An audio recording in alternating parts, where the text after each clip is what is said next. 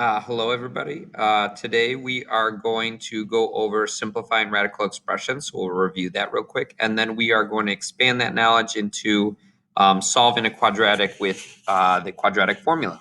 So just kind of review, going through these. I want to break these radicals down, okay? I'm going to break down the square root of 300 into 3 times 100. I can break that down further. The 3 can't be broken down, but the 100 is 10 times 10. I can break that down even further. 2 times 5, 2 times 5. And if I write that all in order, I have 2 times 2 times 3 times 5 times 5.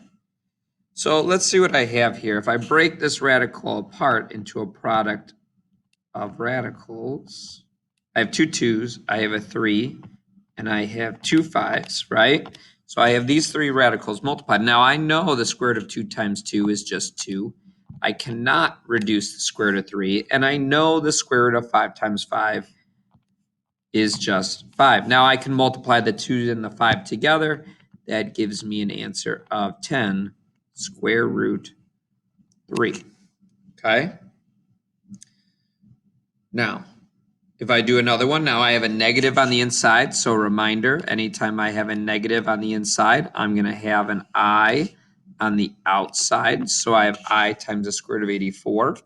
Now I'm just going to break down the square root of 84 into, let's say, 4 times 21. Okay. If I break that down even further, 4 is 2 times 2. 21 is 3 times 7. It is already written in order, so I'm going to go ahead and break this radical apart into a product of radicals of different pieces here. So I have 2 2's, I have a 3 and a 7. So this is going to become an I times 2 times the square root of 3 times the square root of 7. So now if I put that together, the 3 and the 7 are still in the radicals, so those can be combined. And I would write my answer as 2I square root of 3 times 7, or a better way is times the square root of 21, right? So 2I square root of 21 would be my reduced radical. So again, practice makes perfect. Now this is positive, so it does not have any i's. So I'm just going to break it apart. 45 is 9 times 5. If I break the 9 apart, that's 3 times 3 times 5. I can then break these radicals into a product. Square root of 3 times 3 is just 3, and then square root of 5. And that would be all I can do. That would be my answer. Okay. Going back to negatives, right? Back and forth, right? So I need you to recognize when I have a negative in there, I have an I in my answer. So we know it's imaginary. I'm going to break the 80 down into, let's say, 8 times 10. I can break this down further. 8 is 4 times 2. 10 is 2 times 5. And I can actually break that 4 down into 2 times 2. Okay, break it all the way down. So now, when I break my radical apart, I have 2 2's. I have a second set of 2 2's, and I have a 5. Okay, so I now have, let's get my pen working here, I times 2 times 2 times the square root of 5, which I can combine the 2's. So that's going to give me a 4I square root 5 as my answer. Okay. One more. Again, no negatives, so there's no I. I can break down 49 into just 7 times 7. And that's actually all I can break down. So the square root of 7 times 7 is just 7. No radical needed. That would be my answer. That one was a perfect square, so it turned out pretty easy. Here's one you may never have thought of. The square root of 0 is just 0. Okay, that might come into play later on. I don't know if it'll come into play today, but in future lessons, we'll be taking the square root of 0. So when you have the square root of 0, the answer is just 0. All right, so here's what we're going to do. We're going to apply it to this quadratic formula. Now I'm going to try to color code this the best I can. So I have standard form of a quadratic, ax squared, and then we'll use blue for my b's. Okay, and then we'll use green for my c. Right? So ax squared plus bx plus c. So when you have something in standard form, we can use something called the quadratic formula, where I'm going to do the opposite of b first, plus or minus same number b squared. So whatever number's standard form in that b slot is going to be part of my formula, minus 4 times, always a 4, by the way. And then you have to substitute an a in, okay? And then times c, all over 2, always a 2 on the bottom, times your a value. Okay, so we have a lot of stuff that we need to substitute in. So all of those a's, b's, and c's are going to be numbers from your equation. So I want to show you this with actual values. So I have a problem here. It's a quadratic. It has to always be equal to 0. Okay, if it's not equal to 0, we'll deal with that. Okay, you'll see that in maybe some future problems, but it has to always be equal to 0. Then what I'm going to do is I'm going to say x equals the opposite of b. Okay, that's what I mean when I have this negative here. So I'm going to do the opposite of b. So my b value is a 4. So I want to use a negative 4 because that would be the opposite. Plus or minus the square root of b squared. Now my b is a 4 squared minus 4 times my a value. My a value is this 2 times my c value, which be careful because that is a negative 5. All over 2 times my a value, which is 2. Now, here's where you have to be careful. So what I want to do, and I'm going to use my calculator for this, I want to plug in everything that's in that radical into my calculator, okay? So I'm not going to actually put the square root, but I want to do, in parentheses and all, 4 squared minus 4 times 2 times negative 5. So make sure you put all the parentheses, no radical needed, and I get, okay, if I just put all the numbers that are inside and do that operation, you get a 56. All over 2 times 2 is 4. Okay, so now here's the catch. I want to, using what we know, reduce the square root of 56. So I want to break this down. 56 is 7 times 8. Okay, then I can break down, 7 doesn't break down, but 8 does. 4 times 2. I can break 2, 2, 2. So I'm going to write this in order. I have 3 2s and a 7. So I'm going to take 2 of those 2s, and then I have a 2, and I have a 7. So I have 2 times the square root of 2 times 7, or 2 square roots of 14. So I'm going to now write this answer as a negative 4 plus or minus, instead of square root of 56, 2 square roots of 14 all over 4. Okay, now the last step is I want to write 2 fractions. So the number on top, the first number on top over the denominator, plus or minus the second number on top over the denominator. Okay, now if you were to write an answer like this on a free response, I would take that. But I just want you to know we can reduce this, because negative 4 over 4 is just a negative 1 plus or minus, and then we can reduce the 2 over 4 would just be a 1 square root of 14 over 2. And this would be my final answer. Okay? So a lot of steps here. All right, let's do it again. Practice makes perfect. So the first thing I want to do, okay, is my A value is a 1, my B value is a 3, my C value is a -7. So I want to identify what those are first. So now I'm going to plug in what I know. So an opposite of B. So my B value is a 3, so I want to use a -3. Plus or minus B squared. So I'm going to take that 3 and I'm going to square it.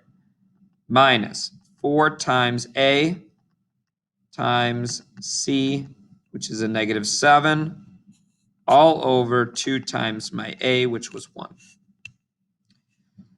So now with your calculator, I'm going to type in everything that's inside the radical. Okay, I don't actually type the radical itself, but I just type in the 3 squared. Let me get my calculator going here. So I'm typing in the 3 squared minus 4 times 1 times a -7. And if I do that, I get 37 all over 2. So the next step is I want to reduce the square root of 37. Now let me see here, 37. I'm trying to think of numbers that divide into 37. And you know what? There are no numbers that divide into 37. So that I can't reduce it. So we are going to leave that radical as just the square root of 37 over 2. And then to write my final answer, I'm going to write my two fractions, -3 over 2 plus or minus the square root of 37 over 2. And ladies and gentlemen, that is my final answer. Okay? All right. One more time. Okay, actually I should say I have a few more of these, so it's going to be more than one more time, but practice, practice, practice. Feel free to pause. Try to do this one on your own if you like. Okay? But we're just going to keep going. I have an A, a B, a C. Okay? So I'm going to plug into my formula. Opposite of B. So my B is a -8. So I want to use a +8. Plus or minus the square root of B squared minus 4 times A times C all over 2 times my A. Okay? So now I'm going to figure out what that inside the radical is. It's got a fancy name called the discriminant. I'm going to figure out what my discriminant is. So I'm going to say parentheses -8, close the parentheses, squared, minus 4 times parentheses 3 times parentheses 12. And I get the square root of a -80 all over 2 times 3, which is 6. So then off to the side here, I'm going to reduce the square root of a -80. So now it's got a negative on the inside, so I have an I square root of 80. I'm going to break 80 down into 8 times 10. I'm going to break the 8 down into 4 times 2 and the 10 down into 2 times 5. And I think I can break that down even further. The 4 is going to be 2 times 2. Then I have a 2, then I have a 2, then I have 5. So I have 4 2's and a 5. Okay? So if I do this, I have I square root 2 times 2, square root 2 times 2, and a square root of 5. So I have I times 2 times 2 times 5, or in this case, a 4I square root 5. So I'm going to write this answer as x equals 8 plus or minus the square root. Oh, hold on. I got a little too fast there. Plus or minus 4I root 5 all over 6. Now, I want to write my answer as two fractions. So 8 over 6 plus or minus 4i root 5 over 6. And then last but not least, if you wrote this as an answer on a free response, I would take it. But just know we can reduce 4 over 6. If you divide each of those by 2, I get 4 over 3, or 8 over 6, I'm sorry, reduces to 4 over 3, plus or minus. And then if you reduce the 4 over 6 here, that would be a 2i root 5 over 3. And that would be my final answer. The one in red is probably better, but they are equivalent to each other. They are the same value. Okay? All right. Now, if I do this next one, I have, oops, sorry about that. So I have an A, I have a B, I have a C. So if I do X equals opposite of B, so my B is a negative 14, I want to use a positive 14. Square root of my B squared minus 4 times A times C, all over 2 times A. Okay, so now I want to try to reduce this. And inside, I'm going to simplify that discriminant.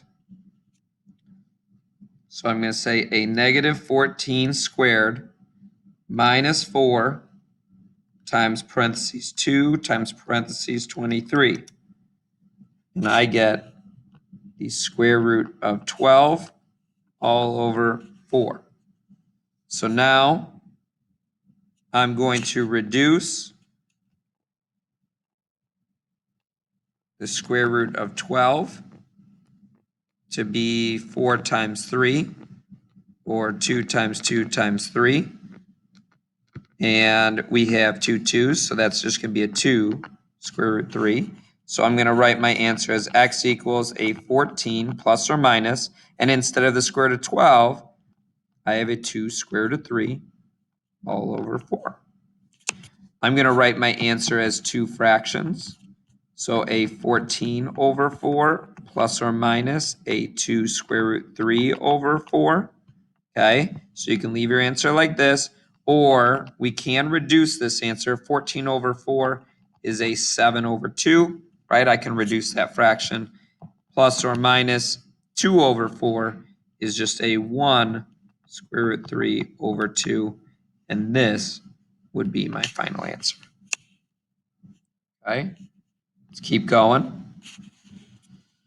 So I have x equals opposite of b. So I have my A, B, C.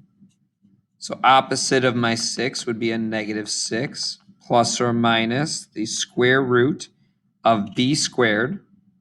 So I'm going to say 6 squared minus 4 times A, which is a 1, right? If there's no number in front, there's a 1 here, times my C value, which is 20, all over 2 times 1. Okay, then I'm going to use my calculator to get that discriminant, the number inside the radical. So I have a 6, parentheses, 6, close your parentheses, squared, minus 4 times 1 times 20, which gives me the square root of a negative 44 all over 2 times 1, which is 2. Now I am going to reduce the square root of a negative 44. So it's negative, so I have an I. I'm going to break 44 down into 4 times 11. I can break the 4 down further into 2 times 2 times the square root of 11, right? So I have I have two 2's. I have an 11, which means I'm going to get I times 2 times the square root of 11, or 2I root 11. So if I do this, I'm going to write my answer as x equals a negative 6 plus or minus 2I root 11 all over 2. I'm going to write that as two separate fractions, so negative 6 over 2 plus or minus 2I root 11 over 2. So if you wrote this as your answer, I would take it. However, we can reduce this fraction. Negative 6 divided by 2 is actually just a negative 3. No fraction needed there. And then 2I over 2, you can reduce 2 over 2 is just 1. I root 11 over 1, right? And actually, for this problem, if it's over 1, we don't really need the denominator. I would just get this as my answer. So I would take either of those solutions. Okay. I got two more. Again, a lot of examples. So x equals, so again, I got my A, my B, my C. Ooh. Opposite of B is going to be a negative 10 plus or minus the square root of my B squared. So 10 squared minus 4 times A, which was 2, times my C, which is 15, all over 2 times my A.